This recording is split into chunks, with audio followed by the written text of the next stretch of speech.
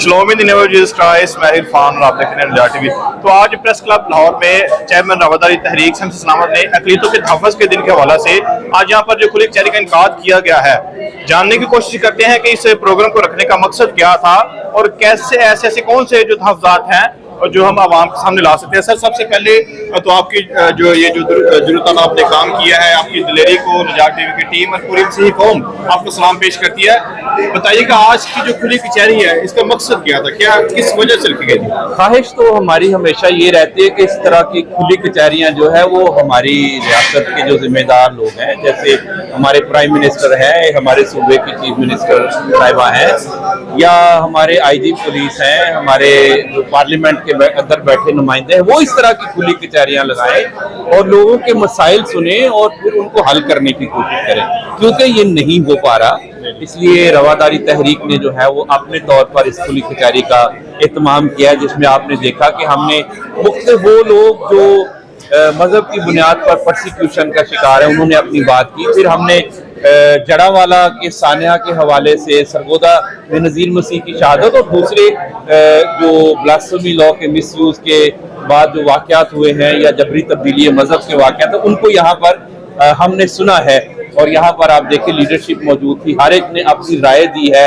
यहाँ पर लॉयर्स की टीम थी कि किस तरीके से हम अपने लोगों के मसाइल जो है वो हल कर सकते हैं। तो इसका मकसद बुनियादी तौर पर ये था अक़लियतों के मसाइल सामने खुली कचहरी की है मसीही कौम के लिए, तो ज्यादा जरूरी नहीं था कि यहाँ पर मसीही जो नुमाइंदे हैं, जो पार्लियामेंटेरियन है, जो हमारे जो मिनिस्टर हैं, उनको होना यहाँ पे जरूर था, क्योंकि अवाम के सवालों का जवाब तो वही दे सकते थे। उनकी मौजूदगी यहाँ पर होना शक का बाइस बनती है, ऐसा क्यों? पहली बात तो ये कि मैं अपने जितने भी नुमाइंदे हैं असम्बलियों में, मैं उनको कहना चाहता हूँ कि हम आपसे मोहब्बत करते हैं और हम चाहते हैं कि आप लोगों में आए। और आज उनको बुलाया भी गया था, मगर शायद उनकी ऐसी मसरूफियात होंगी कि वो नहीं आए। लेकिन मैं समझता हूँ कि अवाम के सामने आना, उनके मसाइल सुनना उनकी बुनियादी जिम्मेदारी होनी चाहिए। आज वो आते, लोगों की बातें सुनते और वो बातें लेकर वो पार्लियामेंट के अंदर जाके अगर बात करते तो उनके हल का सामान पैदा होता, उनके हल की उम्मीद पैदा होती। लेकिन अनफॉर्चुनेटली वो नहीं आए। सर, पंजाब के मुख्तलिफ अजला से यहाँ पर अवाम आई है और उनके सवाल थे, उनके अंदर एक ख्वाहिश थी कि आज हमारे पार्लियामेंटेरियन हमारे सामने हो गए, हमसे सवाल पूछेंगे। उनका ना यहाँ पर आना शक पैदा करता है, क्या कहना चाहिए इस बारे से?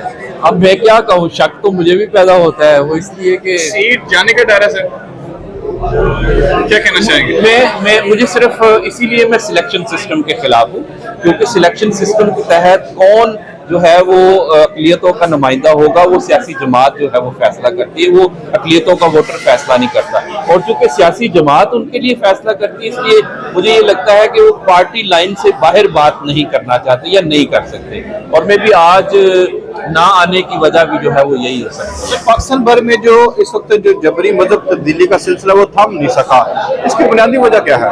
बुनियादी वजह ये है कि रियासत अभी तक इसमें संजीदा नहीं है। जब रियासत चाहेगी कि हमने जबरी तब्दीली मजहब को ख़त्म करना है, तब वो इंतहा पसंदों को कंट्रोल करेगी जो इस तरह का कानून नहीं बनने देता। तो मेरा ख्याल है रियासत का मतलब इदारे और पार्लियामेंट, उसको संजीदा होना पड़ेगा उसमें। सर, जड़ावाला की बात करते हैं कि ये 16 अगस्त को जड़ावाला में सानिया हुआ था, तो उसके जितने भी जो मरकजी मुल्ज़मान थे उनको रिहा कर दिया गया, बल्कि जो हमारे मसीही जिन्होंने एप्लीकेशन दी थी उनको सजाएं होगी। क्या कहना चाहिए इस बात से? बस मैं तो जड़ावाला के लोगों के लिए इंसाफ की दुहाई पहले दिन से दे रहा हूँ, पहले दिन से दे रहा हूँ। मेरी दुहाई जो है वो पंजाब की चीफ मिनिस्टर से है, इस मुल्क के चीफ जस्टिस से है, लाहौर हाई कोर्ट के चीफ जस्टिस से है, यहाँ जो IG पुलिस है उनसे मेरी इस्तदा है, जो हमारी अदलिया है उससे इस्तदा है कि जड़ावाला में क्या हुआ पूरी दुनिया ने देखा। और अगर इस वाक़े में भी हम मुतासरीन को इंसाफ ना दे सकें तो ये सिलसिला थमने वाला नहीं है। तहरीक रवादारी हर प्लेटफॉर्म पे इनकी आवाज़ उठाती है, क्या समझते हैं कि आपकी आवाज़ उठाने से उस केस के ऊपर जो मसीही कौम है वो इंसाफ ले सकेंगे? हम मायूस नहीं है, हम अपनी आवाज़ उठाते रहेंगे, हम बात करते रहेंगे, इंसाफ की दुहाई देते रहेंगे। और मैं ये समझता हूँ कि इस रियासत का, हमारे मुल्क का निज़ाम मजबूर हो जाएगा, उनको इंसाफ हमें देना पड़ेगा। 14 अगस्त आ रही है, 2 दिन बाद 14 अगस्त है, मसीही लोग शक में भी है कि हमें मनानी चाहिए कि नहीं, क्योंकि 16 अगस्त को उनके साथ एक बहुत बड़ा सानिया हुआ था। लोग जो है वो ब्लैक डे मनाने के चक्कर में है। क्या कहना चाहेंगे, कौन को क्या मैसेज देना चाहेंगे? नहीं, देखिए, ये हमारा मुल्क है जो 1947 में 14 अगस्त को आज़ाद हुआ था। हमें अपने मुल्क की आज़ादी को बिल्कुल मनाना चाहिए। जब 16 अगस्त आएगा तो फिर ब्लैक डे भी मनाएंगे। जी बिल्कुल, जैसा कि आपने चेयरमैन साहब की बातें सुनी कि 14 अगस्त तो हमारा जो है मुल्क आज़ादी का दिन है, हाँ, लेकिन 16 अगस्त है उसको भी हम बोल नहीं पाएंगे, हम जरूर उस दिन को भी मनाएंगे। जी।